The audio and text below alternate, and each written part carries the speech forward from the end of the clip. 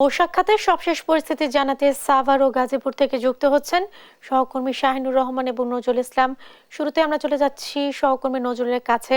নজরুল, গাজীপুরে বেতন ভাতা সহ বিভিন্ন দাবিতে নবীনগর চন্দ্রা সড়ক অবরোধ করেছে শ্রমিকরা। এ বিষয়ে কি তথ্য রয়েছে আপনার কাছে, আমাদের জানাবেন। আপনি যেমনটা বলছিলেন, আপনি জানেন যে গাজীপুরে যে সকাল থেকে যে কর্মজীবী পোশাক কারখানার শ্রমিক রয়েছেন তারা কিন্তু গাজীপুরের যে সমস্ত কারখানাগুলো রয়েছে তো সে সমস্ত কারখানাগুলোতে কিন্তু আপনার সকাল থেকেই তারা কর্মচাঞ্চল্য ফিরে এসেছে এবং স্বাভাবিক হতে শুরু করেছে সবগুলো পোশাক কারখানা। তো আপনারা জানেন যে গত 2 দিনে কিন্তু গাজীপুরের যে ঘটনা, বিচ্ছিন্ন কিছু ঘটনার কারণে কিন্তু গাজীপুরে এখন পর্যন্ত 14টি কারখানা কিন্তু বন্ধ রয়েছে।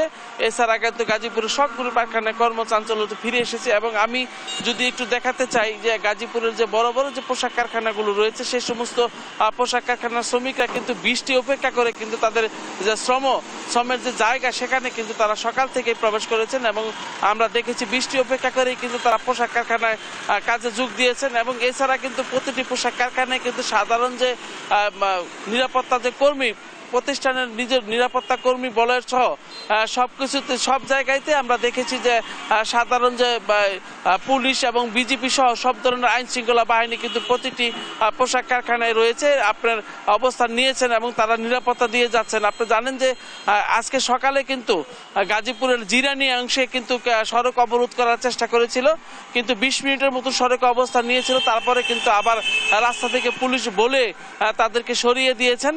তো এখন কিন্তু স্বাভাবিক রয়েছে পোশাক পরিস্থিতি। এবং আপনারা জানেন যে গাজীপুরে কিন্তু আমরা ইন্ডাস্ট্রিয়াল পুলিশের সাথে কথা বলেছি, যেমনটা জানিয়েছেন যে 98% পোশাক কারখানায় কিন্তু স্বাভাবিক রয়েছে উৎপাদন এবং সেই সাথে কিন্তু পুলিশ পহরা রয়েছে এবং তারা আপনারা জানেন যে আইন শৃঙ্খলা সেনাবাহিনী কিন্তু নজরদারি রেখেছেন এবং বিভিন্ন পোশাক কারখানার সামনে আমরা দেখেছি অবস্থান নিয়েছেন তারা এবং তারা কিন্তু বুঝাচ্ছেন, অর্থাৎ যেখানেই কোনো কিছু ঘটছে সেখানে তারা ছুটে যাচ্ছেন। তো গাজীপুরের সবকিছু মিলে কিন্তু গাজীপুরের যে পোশাক কারখানা সেটা কিন্তু স্বাভাবিক রয়েছে এবং উৎপাদন কিন্তু অব্যাহত রয়েছে এবং সব জায়গায় আমরা দেখেছি যে সকাল থেকে কিন্তু সাধারণ শ্রমিকরা বৃষ্টি উপেক্ষা করে কিন্তু তারা। নজরুল ইসলাম, আমরা যদি একই খবর নিয়ে চলে যাব, এখন আছি আশুলিয়া শিল্প অঞ্চলে। আপনাকে যদি জানিয়ে রাখি যে সকাল থেকে কিন্তু আমরা দেখতে পাচ্ছি যে সাভার আশুলিয়ার বিভিন্ন শিল্প অঞ্চলের যে কারখানাগুলো যথারীতি চলছে এমনটি কিন্তু আমরা দেখতে পাচ্ছি। আপনাদের দিকে জানিয়ে রাখি যে সাভার আশুলিয়াতে আজকে কিন্তু 15টির মতো শিল্প কারখানা বন্ধ আছে উৎপাদন থেকে।